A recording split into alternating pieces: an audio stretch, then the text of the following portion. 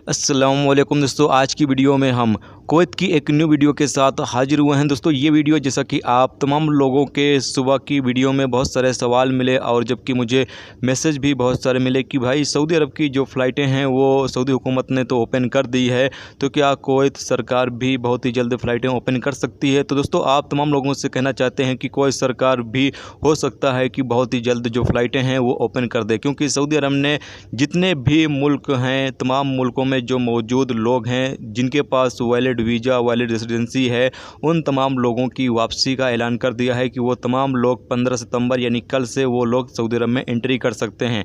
तो ऐसे में बहुत सारे जो सवाल मेरे पास आए थे कि क्या भाई जो कुवैत सरकार है वो ओपन करेगी या नहीं करेगी, कब तक ओपन करेगी, इस बारे में कुछ बताएं। तो दोस्तों आपको बताना चाहते हैं कि कुवैत सरकार के हवाले से अभी तक कोई भी अपडेट नहीं आ रहा है। बस ये बताया जा रहा है कि इन 32 देशों का लगातार जायज़ा लिया जा रहा है, यानी कि जो समीक्षा है वो की जा रही है। अंडर रिव्यू में इन 32 देशों को रखा गया है और जब इनको लगेगा कि हाँ जो हालात हैं इन 32 देशों के वो कंट्रोल में आ चुके हैं तो फिर इन 32 देशों की जो फ़्लाइटें हैं वो ये ओपन कर देंगे। लेकिन अभी कब तक करेंगे इस हवाले से कोई भी अपडेट नहीं है, तो इसलिए मैं आप लोगों के साथ कोई भी अपडेट जो है वो शेयर नहीं कर सकता हूँ, क्योंकि अपनी तरफ से मैं आपको बता दूँ बाद में फ़्लाइटें ओपन ना हो तो फिर आप लोग बुरा भला कहोगे मुझे ही। तो इसलिए मैं आप लोगों को अभी फ़िलहाल कुछ भी नहीं बता सकता हूं। जब फ़्लाइटों के हवाले से कोई भी अपडेट आएगी तो वो आप लोगों के साथ शेयर ज़रूर करेंगे। आपको बता दें कि इंशाल्लाह बहुत ही जल्द कुवैत सरकार जो है वो फ़्लाइटें ओपन कर सकती है, क्योंकि दुबई से ऑलरेडी फ़्लाइटें चल रही हैं और कतर से भी फ़्लाइटें चल रही हैं। ओमान से भी 1 अक्टूबर से जो फ़्लाइटें हैं वो स्टार्ट हो जाएंगी इंटरनेशनल, और इंडिया के लिए भी फ़्लाइटें जो हैं वो स्टार्ट कर देगी। ओमान जो है वो 1 अक्टूबर से इंडिया के लिए भी फ़्लाइटें स्टार्ट करने वाली है। इसके अलावा बहरीन से भी फ़्लाइटें चलने लगी हैं, जबकि आपको बता दें कि सऊदी अरब भी बाकी था। सऊदी अरब से भी फ़्लाइटों का ऐलान कर दिया गया है, कल से फ़्लाइटें सऊदी अरब से भी स्टार्ट हो जाएंगी।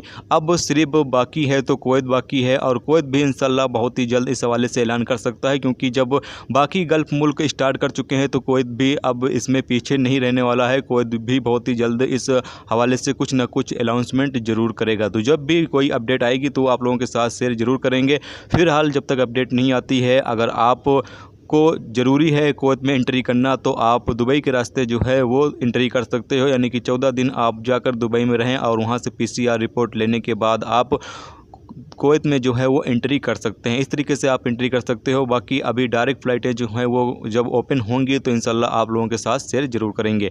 जबकि सुबह की वीडियो में एक दोस्त हैं जो मेरे भाई हैं, उनका सवाल आया था कि भाई क्या जो इल्लीगल तरीके से लोग कुवैत के अंदर मौजूद हैं जो जुर्माना है क्या उनके ऊपर भी आएगा या उनके ऊपर नहीं आएगा, प्लीज़ रिप्लाई दो। तो दोस्तों आप लोगों से तमाम लोगों से कहना चाहते हैं कि जो कुवैत के अंदर इन दिनों इल्लीगल तरीके से मौजूद हैं उनके ऊपर कोई भी जुर्माना नहीं आएगा। इसमें बताया ये गया है कि जिन लोगों का रेसिडेंसी 1 सितंबर से ख़त्म हुआ है और उन्होंने अपनी रेसिडेंसी रिन्यूअल नहीं किया है तो उन तमाम लोगों के ऊपर जो है वो डेली की बुनियाद पर 2 कुवैती दिनार जो है वो जुर्माना किया जाएगा।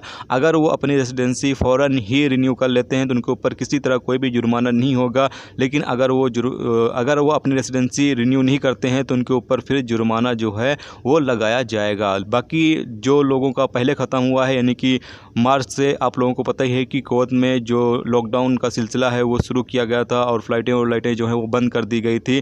तो ऐसे में मार्च से और नवंबर के आखिर तक जिन लोगों का रेसिडेंसी ख़त्म हुआ था उन तमाम लोगों के ऊपर कोई भी जुर्माना नहीं लगाया जाएगा, उन लोगों को छूट दिया गया है। बाकी 1 सितंबर से जितने लोगों का रेसिडेंसी ख़त्म होगा अगर वो वक्त पर रिन्यू नहीं करते हैं तो उन लोगों को डेली की बुनियाद पर 2 कुवैती दिनार जुर्माना अदा करना पड़ेगा। तो ये एक बड़ी अपडेट है कि आप तमाम लोगों का जैसे ही रेसिडेंसी ख़त्म हो आप तमाम लोग जो है वो अपने रेसिडेंसी को जो है वो रिन्यू करवा लें ताकि आपके ऊपर किसी तरह कोई भी जुर्माना ना आए। तो आज की वीडियो में दोस्तों बस इतना ही आप लोगों के साथ शेयर करने वाले थे, क्योंकि मेरे पास बहुत सारे सवाल आए हैं और आपके कोई भी सवाल है तो इंशाल्लाह आप मुझे फेसबुक पेज पर पूछ सकते हैं। जब भी मुझे टाइम मिलेगा इंशाल्लाह आप तमाम दोस्तों के सवालों का जवाब ज़रूर से दिया जाएगा।